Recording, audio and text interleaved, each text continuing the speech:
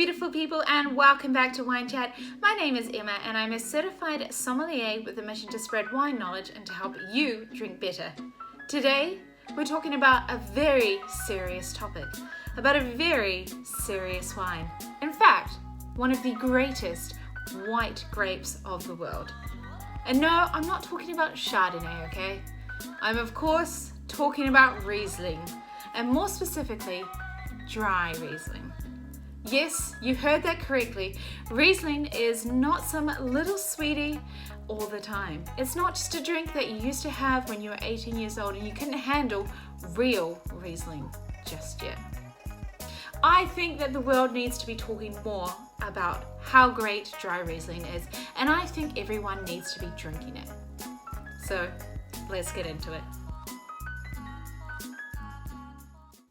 Now, just a few need-to-know facts about our good friend Riesling. Now, Riesling grapes are often very small berries that form super tight clusters. This makes it very easy for them to attract botrytis or noble rot, which makes them the perfect candidate for sweet wine. The wine produced from these grapes makes some of the most outstanding dessert wine in the world, but that is a video for another time. Now, Riesling is known for expressing terroir, with different regions around the world producing very different styles. Germany is very much the home of Riesling, with about 56,000 acres of Riesling under vine. Australia is next with about 10,600 acres, mostly coming from South Australia in the cooler valleys of Eden Valley and Clare Valley. Then we have the United States, which have about 9,000 acres, spread between Washington State, California, and Finger Lakes, New York. Now, in these regions, the more premium styles of Riesling will mostly be dry. Then we have France with about 8,700 acres, coming mostly from Alsace, which is right on the German border. Then we have Austria with about 4,600 acres, and last but not least, beautiful New Zealand with about 1,800 acres of Riesling, with styles all over the show. No matter where you are in the world, there are some key characteristics of Riesling that you will find from region to region.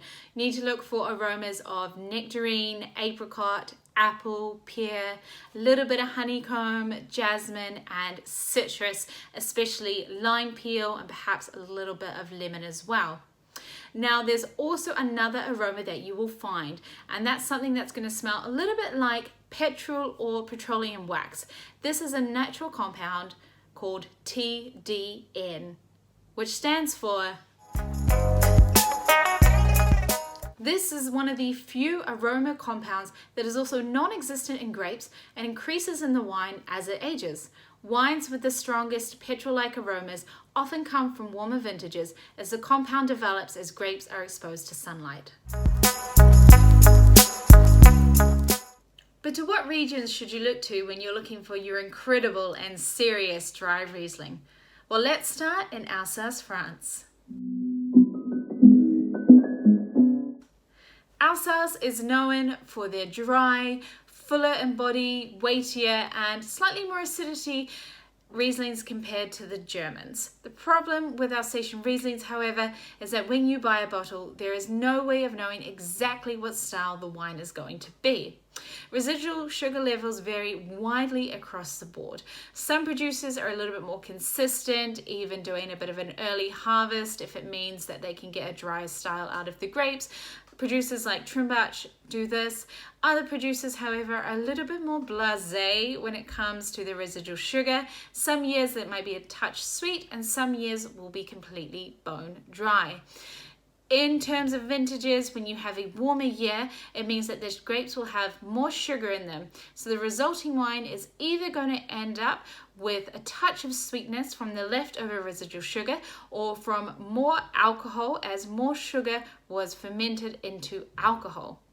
This is where you have two options. You can either A, get to know all your vintages and all your producers in Alsace, and there is a lot, and a lot of them are fantastic, but let me tell you, it's a lot of work. So I would suggest option B. Get to know your friendly sommeliers, people that work at local wine bars and local wine shops that can direct you to the right style that you're looking for and can help you choose the right vintage as well, because there are a lot of incredible dry complex Rieslings from Alsace that deserve to be drunk. Now let's travel halfway around the world to the New World wine region of Australia. Now most of Australia is far too hot to produce the lovely floral and fruity Riesling that we know. However, in South Australia, in the cooler regions of Eden Valley and Clare Valley, they have the perfect climate to produce some intriguing, complex and super delicious Rieslings. The Rieslings that come from here are often higher in body and alcohol compared to the Rieslings of Northern Europe. Often you'll find they have a lot more kind of zesty, tangy flavors, a lot of lime zest and lime peel. They're super vibrant wines. They can age for so long, and after a certain amount of time in bottle, they also start to develop this really interesting toasty character, which adds a certain depth to the wine as well. Definitely, if you can, try and seek out some dry Australian Rieslings because they will blow your mind. And finally, we get to the home of Riesling, which is Germany. Germany is home to many incredible, both dry and sweet Rieslings. But in true German fashion, they have this amazing, organized classification system, so you know exactly what style of wine it is that you are drinking. Now, there are 4 tiers to the German wine classification. At the very bottom, the very basic wine, you have Landwein. Then you have the Qualitätswein, next the Prädikatswein, and finally the VDPs. For a Qualitätswein, on the label they must indicate what kind of sweetness is in the bottle. So you want to look for the word trocken. Trocken means dry, and this is exactly the wine that you are after. For a Prädikatswein wine, here it's a little bit different. So this is categorized by how much sugar was in the grapes when they're harvested, not how much sugar is in the final wine. But you would like to look for a Cabernet wine, which is going to be the lightest style, perhaps a little bit lower in alcohol, but is generally on a slightly fruitier, drier side. You can also look for a Spätlese. So Spätlese would have had more sugar in the grape when it was harvested, but sometimes all of this is fermented into alcohol. And on this occasion, there will also be the word trocken on the bottle, so you'd want to look for a Spätlese trocken style of Riesling. And finally, we get to the VDP, which stands for Verband Deutscher Prädikatswein Güter.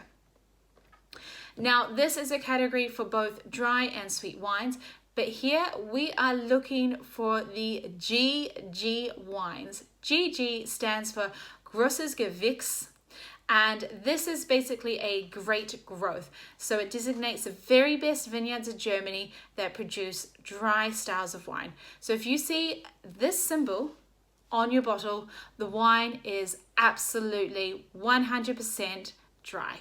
Well guys, that is all from me today. I hope I have got you thirsty and ready for your next glass of dry Riesling next time you're in a restaurant or a wine bar or out shopping for a beautiful bottle of wine to bring home. Let me know in the comments below what was the greatest bottle of Riesling that you've ever had. I would love to hear it. Remember to subscribe for more wine education, and until next time, drink better, be better.